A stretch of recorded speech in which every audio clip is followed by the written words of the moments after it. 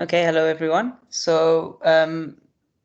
little video here is just to present the findings of Lightstone's investigation on ADreach's behalf into how commuter behavior has developed and changed over the lockdown period, and then into the recovery a little bit. Um, what we're going to share with you is going to be the findings of our investigation. It's going to have two main focuses. So the first main focus is around six routes that AdReach specifically identified. Those are popular routes for outdoor advertising, and we're going to be analyzing. We have analyzed traffic on those specific routes and looked at trends that popped up over there. Secondary to that, we also went and looked at how actual behavior within the suburbs in Gauteng has changed to give a more holistic view of how the recovery is going post-lockdown, instead of just only looking at those six routes.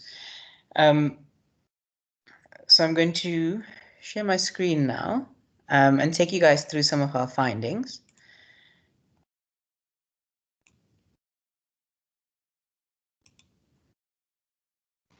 So our research was based, as I said, on two main focuses. One is actual traffic on the roads, the other is behavior. That behavior is determined by looking at numbers of vehicle trips stopping within each suburb over the period examined. And we're looking at a period of January 2020 to July 2020, till the end of July. And when we talk behavior and when we talk traffic, we're talking about the data that Lightstone analyzes in partnership with Tracker. So that's a sample of around 500,000 active vehicles every single month, which is about 10% of the national car park of vehicles in South Africa, which is definitely a representative sample. And because Lightstone, through its other dealings, also understands how the national car park actually grows and what it's composed of, we have a set of weights which we use to grow the tracker car park up so that it's representative of the national car park, so that the behavior we present here is statistically representative of how behavior looks nationally for vehicles on our roads. So just start off with a summary of the main findings here. So there shouldn't be too many surprises, but during the worst of the lockdown, which was around April, commuter behavior in general in the country was down to about 30% of what its normal volumes are. So throughout this report, you'll see that we use normal volumes or we talk about benchmark volumes. We've defined those as the volumes of traffic or stops that we've seen on the roads or in the suburbs in February of this year. The reason for that is that we obviously want to compare lockdown behavior and recovery behavior to something that's quote unquote normal. And obviously, normal needs to be as recent as possible because behavior changes over time. And the most recent normal time was February of this year. So although we're going to be giving you some absolute figures and some actual numbers, to really understand the behavior, you want to understand how that's different proportionally to what it looked like at a normal time in February. So most of this report and most of our findings are going to be presented in terms of what percentage of behavior we're seeing based versus a benchmark month of February. And we're going to be working in months. By July, the good news is that by July, most areas and in most sort of slices of traffic and demographics, behavior was back up to about 80 to 90% of normal commuter behavior. Of the number of roads that ADreach specifically identified, Columbine Avenue was one of the roads that displayed this sort of behavior most closely. So it matched what we were seeing across the general behavior in the province of Gauteng.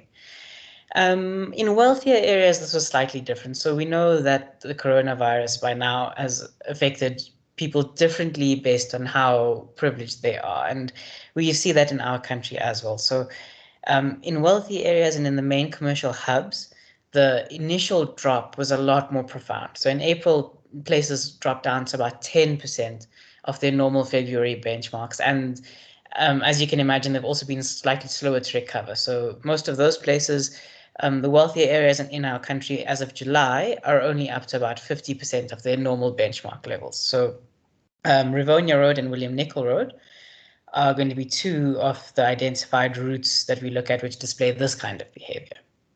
And the remaining three, Malibongwe, Linwood Road in Pretoria, and a stretch of the N1, which is between the Western Bypass in Joburg, just past Midrand, all the way up to just before Centurion. All of those three routes displayed sort of middling behavior, somewhere between Columbine and Rivonia. So not as badly down as the wealthier areas, but not quite representative of the majority of what our province looked like. Another finding was that working vehicles, so working vehicles will be panel vehicles, single cab vehicles, trucks, showed a lot more resilience, as you'd have expected, because a lot of our focus during the lockdown was to make sure that specific types of goods and services kept being delivered. And we see that in the data. So working vehicles and trucks took the smallest hit during April, and they've been recovering the most strongly. And interestingly, even, whereas some types of passenger behavior and commuter behavior has recovered a little bit, but plateaued around levels that aren't quite normal, working vehicles and trucks have showed that continued rise, and it's a really optimistic view for our country that it seems as though the commercial sector is still increasing back up to normal and increasing a lot faster than normal passenger behavior. The last thing is that based on the ages of the drivers we looked at, older drivers, as you'd have expected, tended to have cut down their commuting behavior a lot more strongly during the lockdown than other ages of people, and they've also been the slowest to come out and recover back to normal commuter behavior after that. So from there, we're just going to jump straight into looking at those 6 road segments. The graph you see on top gives those 6 road segments across the different months of the year, so January to July. And the top graph gives actual volumes of traffic. So you can see this is just really to give you an idea of absolute volumes versus each other. So obviously the N1 is a lot more busy than Columbine Avenue, and William Nicol a little bit more busy than the rest. But really what we're looking at here is the second graph, which shows those volumes as percentages of their February benchmark. So you'll see that February for all of these roads is 100% because February was its own benchmark. And you can see what we're looking at here. So for example, Columbine Avenue overall only dropped about 31% of its normal benchmark behavior during the worst of the lockdown. And straight away in May, recovered all the way back up to 75% of normal behavior, and now is sitting at around 82%. So it's recovered really nicely and didn't take too much of a hit. The other 2 routes we were looking at were Rivonia and William Nicol in a lot wealthier areas, and you can see the stark contrast here where in these areas behavior dropped to about 10% of its normal benchmark, and although recovering strongly in May, is sort of plateauing in terms of growth around 50% of normal. Then I talked about the other group, which is these 3 roads here. So they went down to about 15% of normal, 12 to 17 in April, and are back to around 60% at the end of July. Malibongwe a little better, around 74, 75%.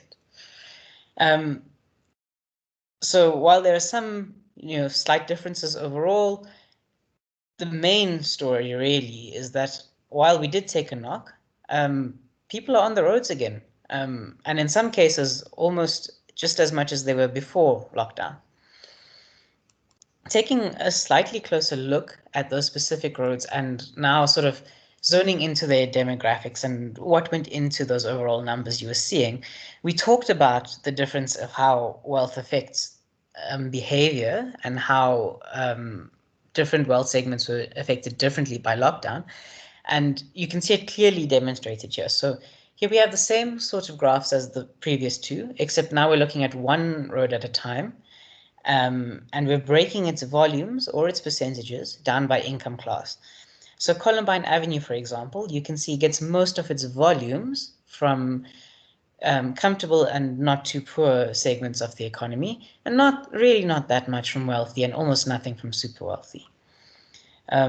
So when you then go and look at the percentages of benchmark each month for those different wealth segments, you can very clearly see that as it starts off, the poor and the not too poor go down. They reduce their behavior a lot less than the wealthy are able to. And even during the worst of it, the poor were still at 40% of their normal behavior on this road, whereas the wealthy and the super wealthy got down a whole 10% extra to about 28, 27%. And then the story, compounds itself as the recovery starts. So we come out of lockdown, and already poor people who don't necessarily have the means or the ability to work from home instantly jump back up to 90% of their original benchmark volumes. So on Columbine Road, things are back to normal for people in sort of who come from poorer areas. Same for not too poor, 76%, 71% for comfortable, and as you'd expect, wealthy and super wealthy lagging behind, 63% and 64%. And that's been the story all the way up until July, where now 95%, poor people are up to 95% of their normal benchmark behavior. And you can see super wealthy just didn't move from 68% in May. Wealthy and comfortable up a little bit more to 77%. And this graph really tells the story of why we saw in this previous view that Columbine went down so much less and then went up so much more than the others, because most of its volumes come from the poorer segments of our economy, and those segments jumped up to almost 100% instantly as lockdown finished. Contrasting that with something like William Nicol Road, for example, where here you can see the majority of commuter traffic is sort of comfortable to super wealthy, with the modal class being wealthy. Here again, you can see that obviously the wealthier segments cut down their behavior a lot more, and they recovered a lot more slowly. But because these roads are made up so much more heavily of traffic from wealthy segments, and you can see how much further down the wealthy segments were hit, all the way down to about 10%. That accounts for why overall these roads, William Nicol and Rivonia has the same story. It accounts for why these roads overall took such a larger hit as compared to Columbine, and as you'll see, most of the rest of our province in general.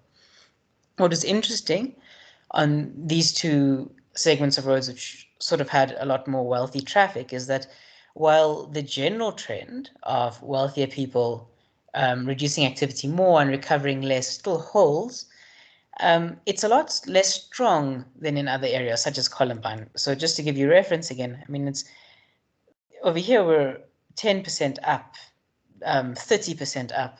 When you get to William Nicol and Rivonia, 8% up, and after the recovery, even the traffic from poorer demographics still didn't jump up to 90% like we saw in Columbine Avenue. They're still only up by about 20 or 15% of the wealthy and super wealthy. So that tells us that in general, in these areas, all traffic is a lot less recovered than it is in places like Columbine. But the general trend of wealthy people being more affected still holds. Look at the N1 quickly, which is a lot more representative of the sort of normal behavior we saw across the country. So in general, people on the N1 were either not too poor or comfortable in volumes. And in terms of proportions of their benchmark, you can see here we've got those neat lines again, that's representative of most of the normal behavior throughout our country, where the wealthy went down a lot more and then recovered a lot more slowly. On the N1 by July, 80% of people from poorer backgrounds were already back on the roads, compared to only 50% of wealthy and super wealthy. Moving on from income then, the next sort of slice we have is by type of vehicle. Like we talked about in the summaries, different types of vehicles were affected slightly differently. So starting with Columbine, this trend doesn't change as much across the different roads. This seems to have been something that happened nationally, and that makes sense. So over all roads, you'll obviously see that passenger traffic is the most voluminous. That makes sense.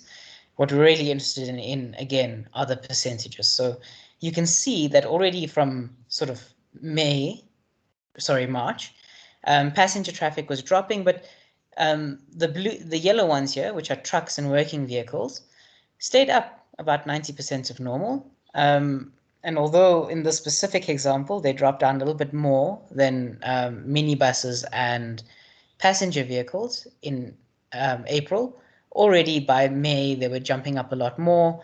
And as of July, trucks and working vehicles are up to 94, 95% of their normal benchmark volumes, whereas passenger vehicles hovering still around 80%, which is not too far from where they jumped up initially in May, and minibuses only about 73%.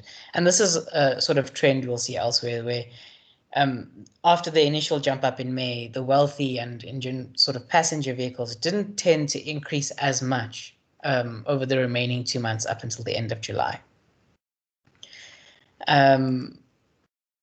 Looking at William Nickel, here you see the trend we were expecting a little bit more clearly. So again, working vehicles and trucks not cutting down as much, particularly in March. By April, trucks up a full 10% of almost any other suburb. Minibuses, so likely taxis, still up a lot more than the other segments of vehicles as well. And then the recovery starts, and that sort of holds true, where we've got working vehicles and trucks recovering a lot faster than the other segments. And again, we'll bring it home here on the wealthier areas, so William Nickel and Rivonia, where passenger traffic doesn't need to be at work because they have the means to work from home. You see here the disparity between the recovery of working vehicles, for people who need to be on the roads to deliver things, and passenger vehicles is a lot bigger.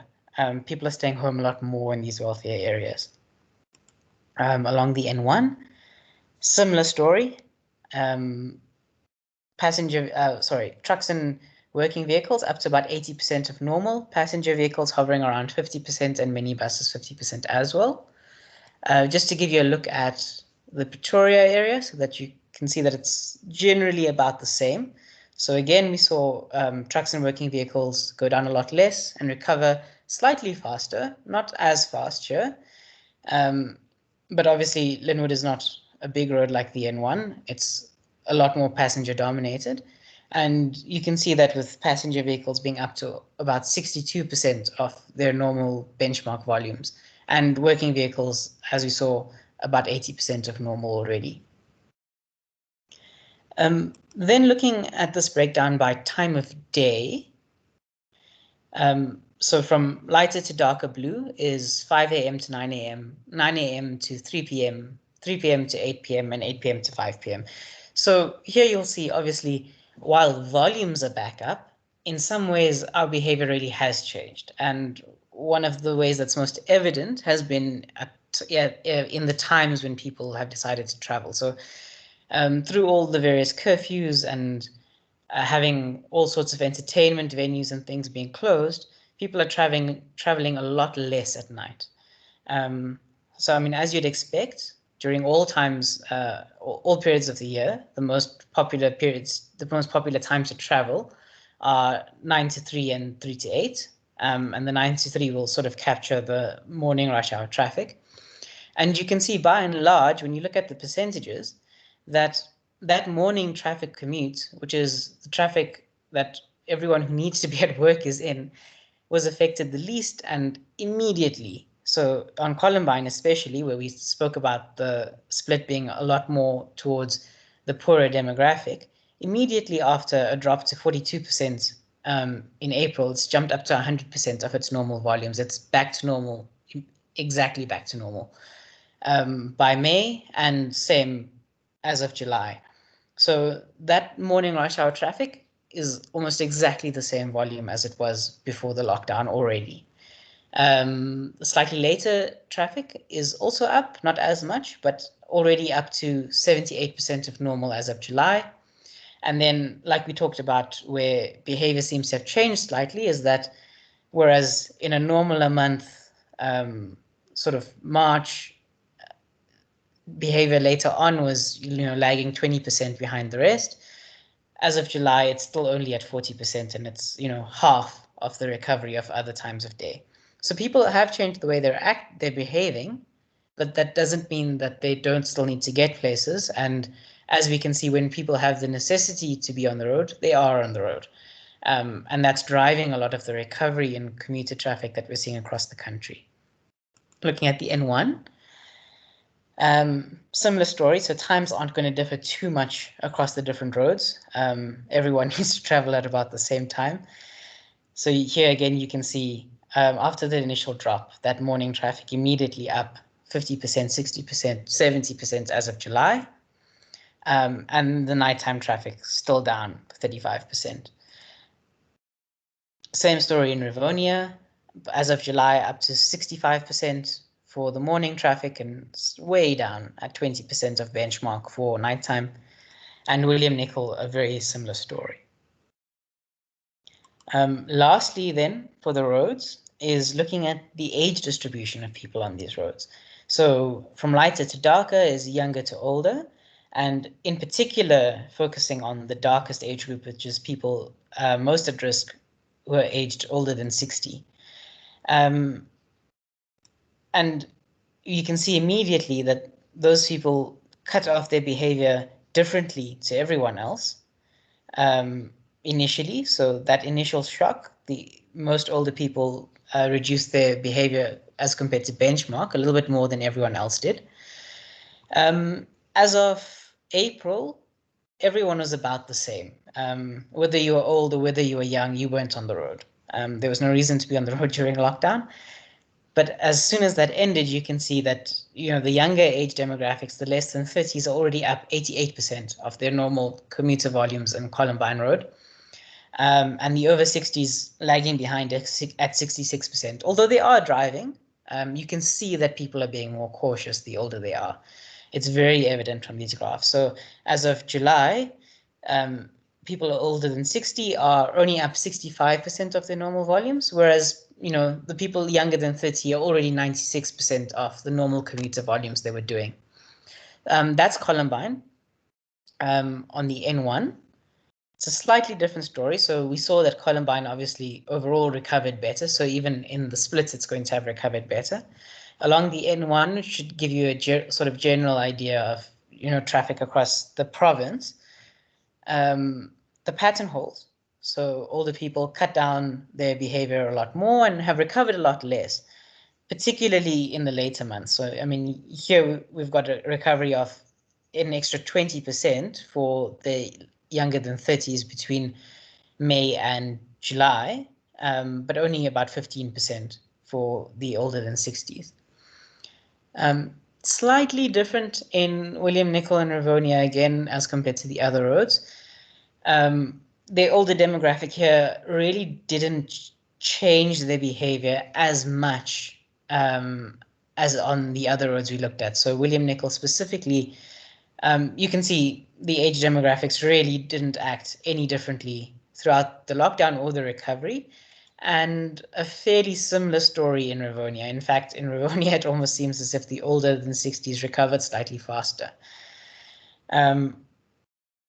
So that's the general story for the 6 main routes we looked at.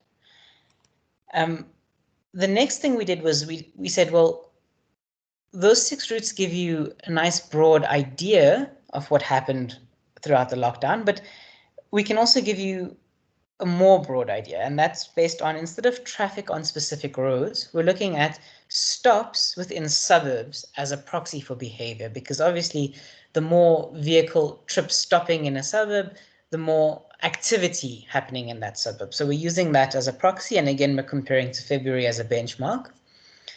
So this is a map of Gauteng broken down by suburb, and It's colored by the percentage of that suburb's behavior that it's demonstrating as compared to the February benchmark. So at the moment, we're looking at January behavior, and obviously January behavior is not too different from February. They were both normal months. And you can see most suburbs are around 100% of their normal behavior. There's 2,357 suburbs that we're looking at in total. Sorry. So what we're going to do now is just progress through the months so you can see how things changed.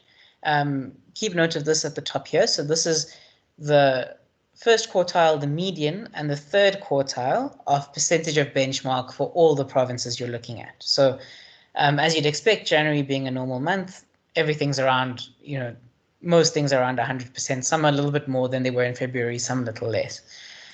February, everything will go to exactly 100% because it's the benchmark. In March, you can see things coming loose a little bit, but not very much. So we're down to about a 97% median of behavior, and you can see some oranger areas, some redder areas appearing, but really this was just the rumbling. As we got to April, immediately everything during lockdown stopped, and you can see the map changes very dramatically. So now in April, the median behavior as compared to benchmark for all the suburbs was 36%. And this drives a lot of what we were saying in the summary at the beginning, where during the worst of it, most of our country was down to, most of the province was down to about 30 to 40% of its normal February behavior. Luckily, the March recovery was quite swift and strong for a lot of areas. So immediately you can see a lot of areas turning green again, and a lot not. And we'll get to that in a second. So as of May, the median was 74% of normal benchmark behavior.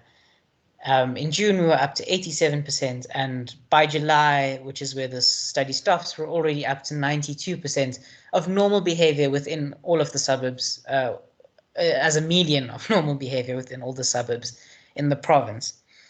But obviously, that's not the full story. We can all see that some suburbs have been affected differently to others.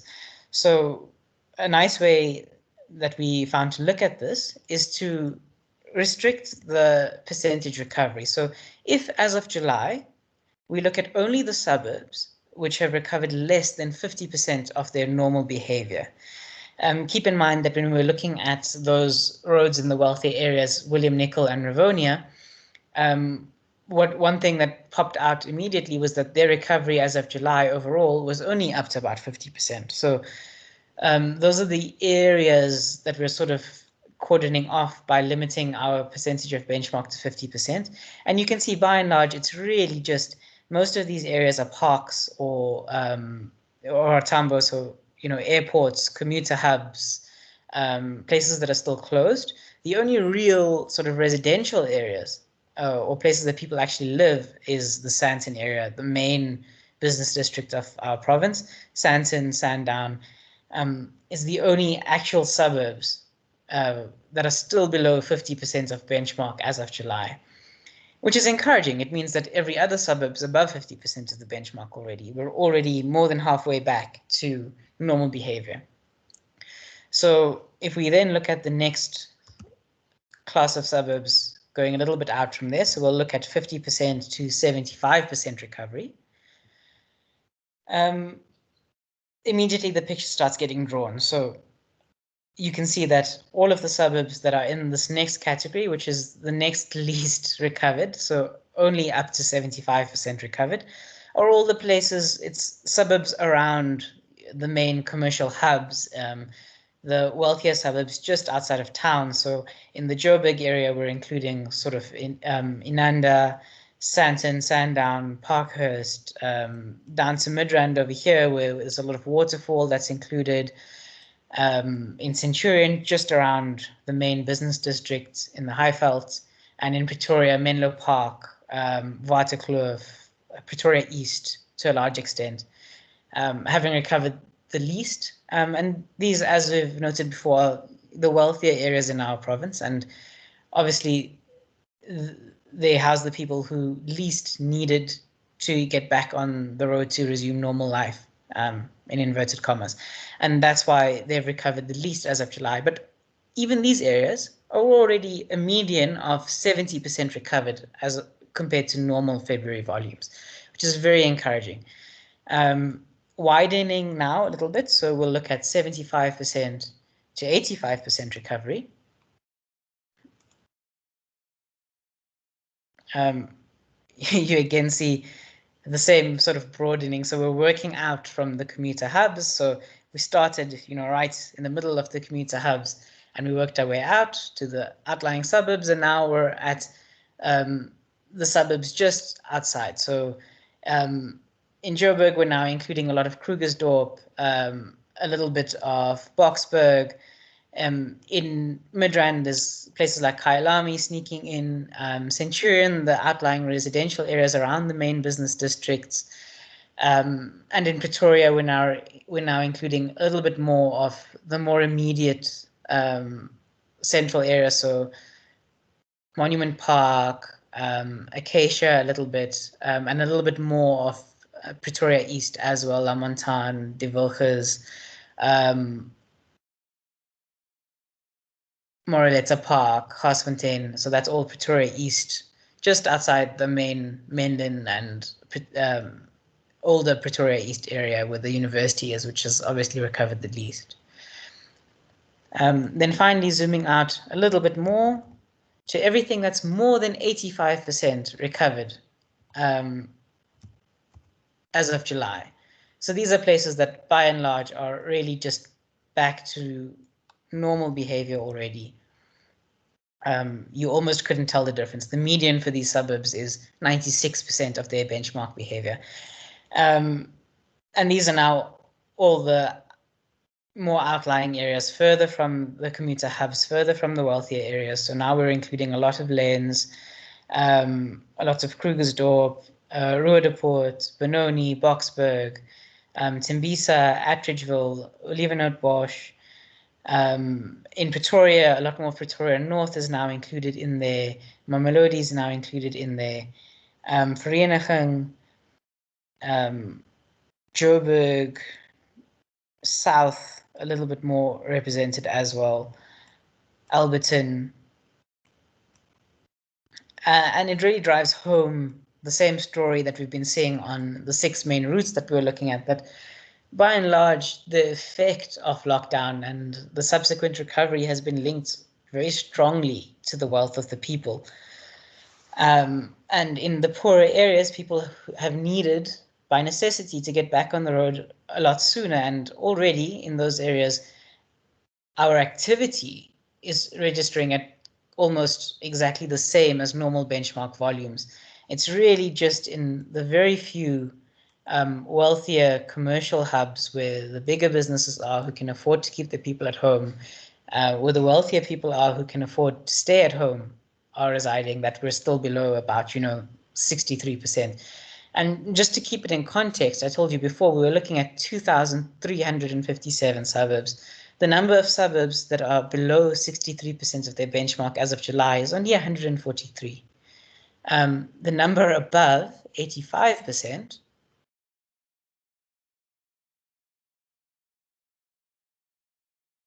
is 1,600 out of the 2,300. So a very, very large proportion of the country is already recovered. Of the province is already recovered to almost normal volumes. So that was a breakdown of the overall, but the overall and by area. But you now ask me, well, what about the actual people stopping in these areas? How do they look? How do they behave differently? So this is the same view, except now we're looking at stops segmented by the wealth of the area that the car actually comes from. So not the wealth of the area that they're stopping in, but we're labeling cars based on where their home location is and the wealth of the home location, and segmenting them based on that. So already just leaving it at July, you can see that if we're only looking at traffic from poor areas, we're already, the median for these suburbs is 89% of the benchmark. If we look instead of the wealthy areas, also for July, everything goes a little bit more red and orange, and we're down, from 90% poor to about 75% from wealthy traffic, and super wealthy traffic even further down, all the way down to 51% only of its normal volumes, mirroring what we were seeing in some of our roads, our specific routes that we looked at. As an overall view in July, this table shows a summary of the first quartile, the median, and the third quartile recovery versus benchmark for all the different income groups. And here you can clearly see the relationship. So poor, as we looked at just now, about 90% recovered. Not too poor, commuter traffic throughout the province, 85%, comfortable 75%, wealthy 75%. Comfortable and wealthy generally went together in terms of behavior in the study. And then super wealthy standing apart at only half of normal volumes in the median of suburbs in Gauteng.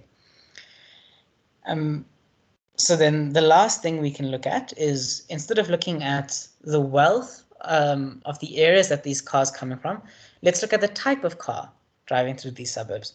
Because like we saw when we were looking at the specific routes, the type of vehicle also had a difference in the way the lockdown affected that vehicle and the way it recovered subsequently. So for small, medium, so really passenger vehicles, as of July, we're already up to 87% of the normal. If we then compare to slightly, large luxury vehicles, also 90%. But then when we start looking at the buckies, the working vehicles, the double cabs, the trucks, you can see that buckies, for instance, already 100% of benchmark behavior by July. Double cabs, a similar story, 96%.